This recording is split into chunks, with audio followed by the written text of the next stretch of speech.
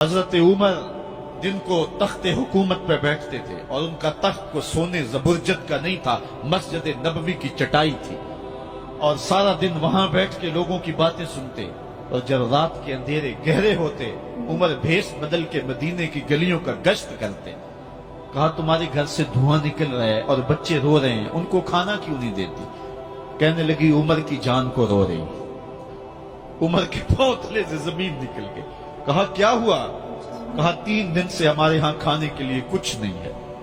रोजाना बच्चे रोते हैं और मैं हंडिया के अंदर पत्थर डाल करके नीचे से आग डालती रहती हूँ कि बच्चे इंतजार कर करके सो जाएंगे। कम वक्त सो भी नहीं रहे और वो पत्थर पकेंगे भी क्या, और मैं उमर की जान को रो रही हूँ। हजरत उमर का कलेजा दहलने लगा। फौरन पलटे, वापस बैतुल माल में आए, घी का एक कनस्तर लिया, आटे की बोरी ली, मिर्च मसाला जात बहुत कुछ उठाया, अपने कंधे पे रखा, बोरी अपनी कमर पे ला दी। उमर बैतुल माल से निकले तो आपके खादम असलम ने देख लिया, आगे बढ़ा, कहा मेरे आका मैं उठाता हूँ। उमर की आंखों में आंसू है। कहा असलम कयामत के दिन मेरा बोझ उठा लोगे? कहा कयामत के दिन तो अपना अपना बोझ उठाना पड़ेगा। कहा उमर को आज अपना ही उठाने दो। हजरत उमर वो घी का कनस्तर और वो आटे की बोरी सर पे उठाए हैं और उस खातून के घर जाते हैं और दस्तक देते हैं। वो जब देखती है उसकी जान में जान आ जाती है। कहा जल्दी जल्दी आटा गूंदो, और उमर सब्जी काटने लग जाते हैं। हजरत उमर रज़ी अल्लाह ताला अन्हो सब्जी तैयार कर देते, उधर आटा गूंद जाता है और फिर ऊपर चूल्हा रखा जाता है, चूल्हे के अंदर आग रखी जाती है, वो खाना पकाने लगती है, आग बुझती है। तारीख ने लिखा है आग बुझने लगती है, उमर झुक करके फूंके मारता है। उमर झुक झुक के फूंके मारता है।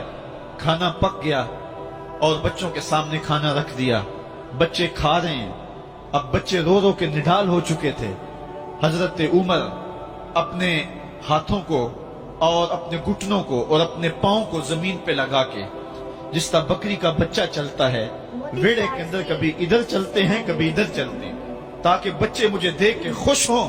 दिल में कहते उमर जितना रुलाया है अब इतना हंसाना भी पड़ेगा। तो कभी उमर अमीरुल मोमिनीन, ये मैं किसी आज के जो है वो लोगों के वोटों पे मुंतखब होने वाले हुक्मरान की कहानी नहीं सुना रहा, मैं उस उमर की कहानी सुना रहा हूं जो 23 लाख मुरब्बा मील का हुक्मरान है, आधी दुनिया का बादशाह है। हजरत उमर जो है जिस तरह बकरी का बच्चा चलता है, इस तरह अपने हाथ और अपने घुटने जमीन पे टेक करके जो है वो इस तरह चलते हैं। बच्चे उमर को देख के मुस्कुराते हैं। जब बच्चे मुस्कुराने लगे तो हजरत उमर ने उस खातून से कहा बुढ़िया उमर को माफ कर दे। उसने कहा तू इतनी हमदर्दी क्यों करता है? कहा उमर बेचारा बड़ा फंसा हुआ है, फिक्र है उसको यरमूक को, फुस्तात हुलवान की, जब फतह है मिस्र तो तैयारी है ईरान की, आते जाते वफद से मुलाकात भी करता होगा और शब को मालूम हालात भी करता होगा। कांटों में उलझी हुई बेचारे की जान है, नींद उसको भी आती है, आखिर वो इंसान है। मेरी बहन उमर को माफ कर दे। उसने कहा ना ना उमर की बात मेरे सामने न कर, कयामत का दिन होगा, उमर का गिरेबान होगा और मेरा हाथ होगा। जब उसने ये बात कही तो उमर बर्दाश्त न कर सके, बच्चों की तरह बिलक बिलक कर रोने लगे। कहा वो बदनसीब उमर तेरे सामने है, आज ही कहला जो कहना है, कयामत के दिन मुझे माफ रखना। उसने कहा तू उमर है? कहा बदनसीब उमर तेरे सामने खड़ा हूं। मेरे उमर कहते हैं अगर दजला के किनारे एक बकरी का बच्चा भी प्यासा मर गया, उसका हिसाब भी उमर से लिया जाएगा।